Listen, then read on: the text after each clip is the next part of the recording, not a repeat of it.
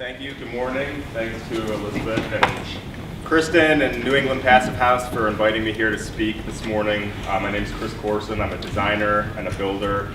There's a lot of things I'm into. I am not a presenter, and I now know that I'm not nearly as organized as Adam is because we don't have Gantt charts. We have like legal pads, graph paper.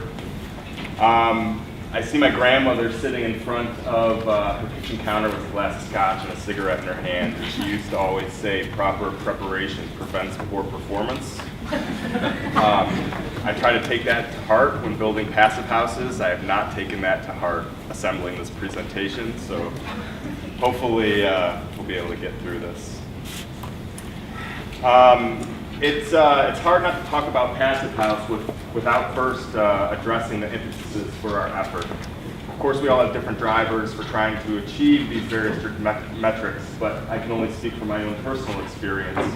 And we live in a scenario where oceans are rising, rivers are rising, species are on the verge of extinction as CO2 levels continue to rise.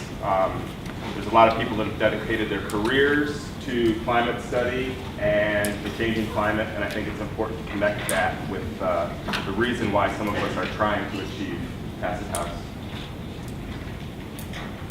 House. Whether your climatologist of choice is Ed Mazria or James Hansen, LD Danny Harvey, Bill McKibben, whoever the climatologist du jour is, the fact remains that we have to address this increasing impending reality that things are changing. The climate is changing, and it's changing at a rate that exceeds the noise barrier of normalcy. In the state that I live in Maine, apple production is down this year, maple syrup production is down, we have ticks, we have a blight on hemlock trees. All these things have happened in the last 15, 20 years. Drink the Kool-Aid, do something. Everybody in this room is a building professional of some sort for the most part. There's some educators, there's some other people here. Do something, do anything, whether it's Passive House, Living Buildings Challenge, 1,000 Homes Challenge, whatever it is, we have an opportunity and we're poised to be able to make a difference and make a change. LD Danny Harvey writes on the first page of his book, I think it's Climate and Hard Science, and this speaks volumes to me, to my daughter Amanda, my genetic link with the future of the human race, and whose descendants will have to deal with whatever consequences arise from the changes in the Earth's climate that we provoke.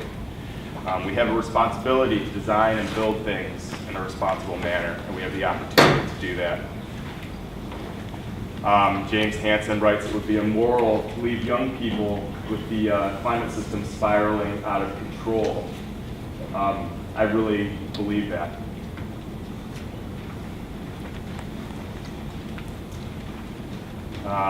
This is a PowerPoint presentation, so I figured I should put a graph in here. So this is the global land ocean temperature increasing over the last 20 or 120 years. An interesting footnote, in 1999 you see a spike on this graph. I don't know if it's corollary or not, but that is the same time that the Glass-Steagall Act was revoked, and commercial and investment banking became one again. There are many scientists who believe that we've already reached a tipping point of irreversible climate change. I think NOAA just listed a couple months ago that we're at 401 parts per million right now in the Arctic. These are observed CO2 emissions over the last, 20 years, 30 years? Anyways, another arbitrary PowerPoint graph.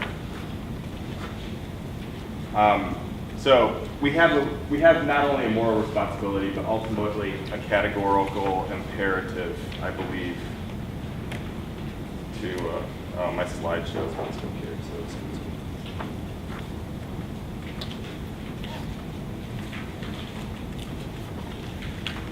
Where are the public speaking things?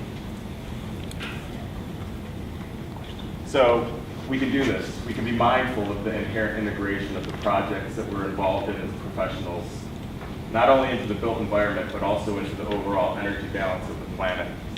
I believe this is our responsibility. All the people in this room are all capable of achieving these things, of doing these things.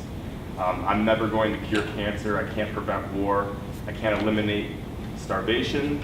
But what I can do is be responsible in my profession and ideally design and build buildings that perform well, that are healthy, that are happy, that are comfortable. I have responsibilities too. These are my children.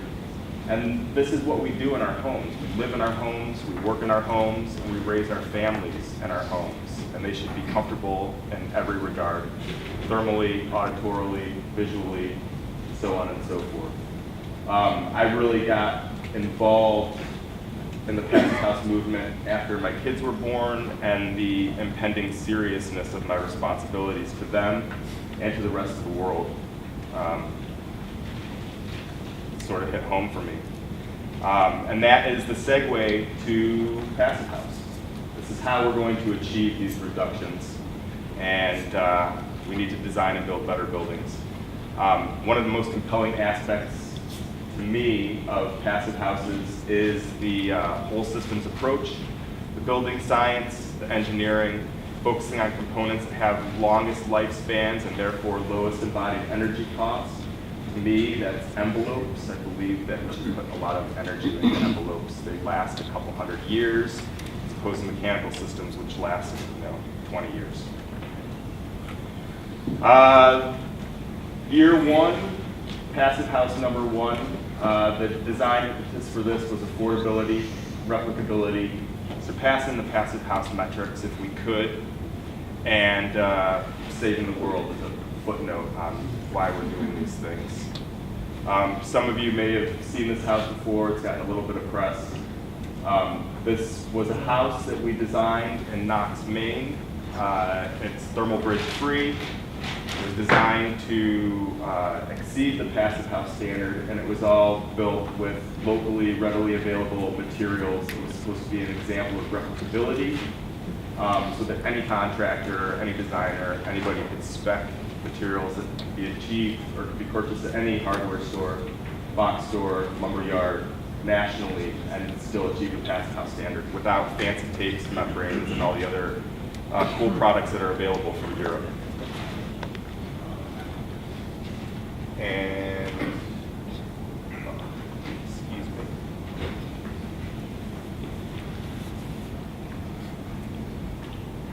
All right. So this is the inside of the house when it's finished. This was a affordable project. The finishes are pretty straightforward. It's polished and clear-coated concrete floor, pine upstairs. All of the materials that went into this house were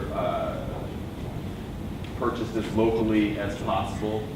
All of the pine for the floors, doors, exterior facade, all of that stuff was purchased from a local lumber distributor that was 12 miles away. So, metrics. Climate data that we used for this project was Waterville, Maine, 7,342 heating degree days. As you see, we get pretty good insulation on the south side, 194. It's pretty good solar access on this site. This is the final metrics. Well, not so final. Final when I put this presentation together, but they've changed a little bit since then. 3.1 kilobtu's per square foot per year, 0.28 ACH 50 air tightness, and we're at about 32.4 kilobtu's for a specific primary energy demand, thus decreasing our carbon footprint. The components that we used for this house, I'll start with the slab. Sub-slab insulation was type 9 DPS, 2.5 pound foam. Total R value of R54 per inch, or R54, excuse me, total. I know there's people in this room that think that that's probably overkill for sub-slab insulation, but it's a great place to hide insulation, and it's also one of the aspects that can never be retrofitted. In 20 years, there may be some spray-on nano gel, and we can peel off the siding and spray some R60 per centimeter stuff on there. We're never going to retrofit the foundation. This is basically the sub-slab insulation and foundation detail. It's basically a 8-inch wrap slab, monolithic pour with a tapered edge foundation system. These are the pieces we designed and drew the sub-slab insulation system. Sent the shop drawings to a company in Rhode Island, Branch River Plastics, and had them machine a system similar to what IsoQuick or Viking or whatever European company is manufacturing, prefabricating these systems. Those systems weren't available for here. I love the idea that it's a Lego type of system that can just be stuck together. Two carpenters who had never worked with the system before installed all the sub-slab insulation, the capillary break, sealed everything, cut and mitered all the corners for the entire foundation, and were ready to pour in 3 days. Two guys. Here is an example of the miters. Again, attention to detail, meticulous cuts. We made all of these cuts in the field using a hot wire. So we just ran out of 8-foot wire, popped lines, and mitered the pieces like you would any other thing. This is Maine, so we use string and rocks sometimes to hold down our perimeter insulation.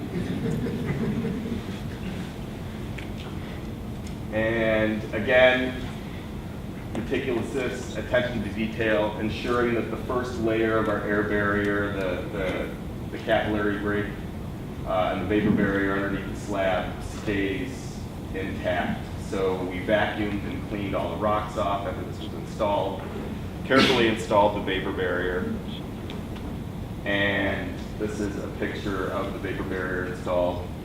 Penetrations taped and sealed, and you can see that the plastic was neatly rolled up and set back against the perimeter insulation so that the concrete contractors were not tripping over it, walking on it, stepping on it, etc.